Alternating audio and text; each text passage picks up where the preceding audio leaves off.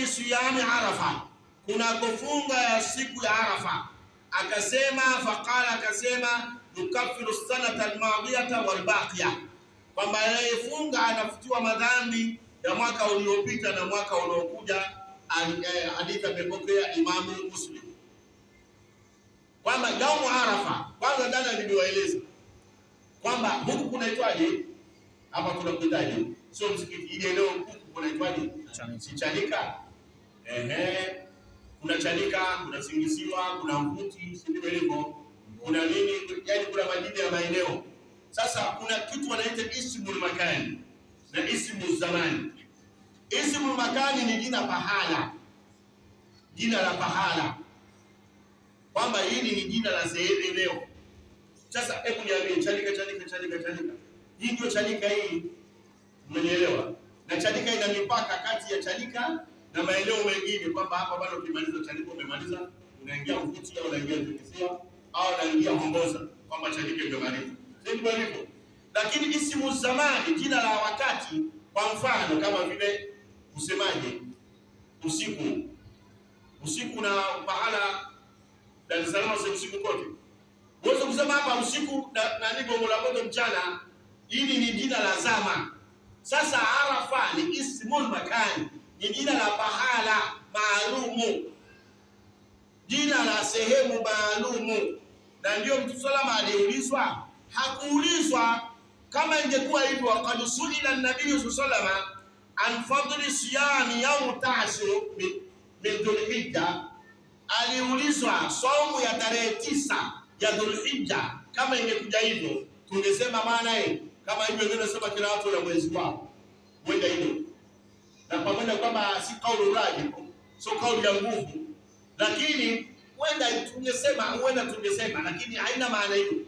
Lakini aliulizwa saumu yaum Arafa. Arafa ina Arafa, lesa fi kulli makani Arafa. Arafa fi makani khasatan, kuna sehemu maalumu. Sasa mambo ya kuda leo tunafunga wote swali wote. Haya mabadiliko yanatoka wapi? Mambo kila watu na mwezi wao. Hapo mambo haya. Si tatizo ndio hivyo, tunakichanganya. Kuna mwezi wa kimataifa na wa kitaifa. Thalitha, twende. Jambo la tatu katika mambo ambayo yanatakiwa yafanyike katika masiku ya Mungu, al-iktharu min al-amali salihati, ni kukithirisha kwa kutenda matendo mema, min nawafili al-ibadat, katika sunna za ibada, katika ibada za sunna, kasalati, kama vile swala, wa sadaka, na kutoa sadaka, wa qira'atul Qur'an, na kusoma Qur'ani na mengine. Unaona, haya yanatakiwa tuyafanye katika kipindi hichi tulichonacho. Rabia, jambo la 4 katika mambo ambayo yanatakiwa tuyafanye, al-iktharu min at-tasbih wa at-takbir wa at-tahlil wa at-tahmid, ni kuzidisha kwa kufanya tasbihati, subhanallah, takbir, Allahu akbar, tahlil, la ilaha illallah, at-tahmid, alhamdulillah, kuzidisha kipindi hichi. Liqaulihi nabii sallallahu alaihi wasallam, huyu bwana si kwamba alikuwa anasema maneno ameyatunga tu, hakuna ushahidi.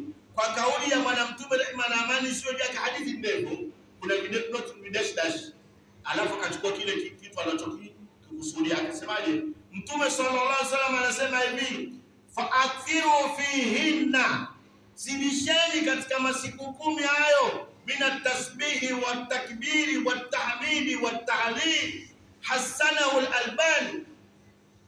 Mashaikh, zidisheni kwa kufanya tasbihi, subhanallah, wala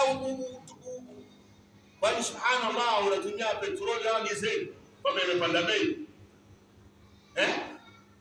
na waulizeni hapana, subhanallah, alhamdulillah, Allahu akbar, unapata subhanallah walhamdulillah wala ilaha illa Allah wallahu akbar, unatumia petroli lita ngapi? Hapana. Lakini angalia tulivyo wazembe, nahnu wazembena, kwa kirabu za kipo, si wazembe, wazembe sana tena. Masiku haya msimu kama huu, wenzetu wakijipinda, sisi tunaenda kwenye mipira, wako kwenye mipira, alafu anasema mcha Mungu wewe. Mcha Mungu wako. Yaani masiku haya ambayo ni nadra kuyapata, wenzetu wakikimbia khairati mbalimbali bora kwenda kuangalia mpira. Alafu mcha Mungu utaupata wapi? Hakuna mcha Mungu namna hiyo. Na ndio sababu pale jengo la kwetu pale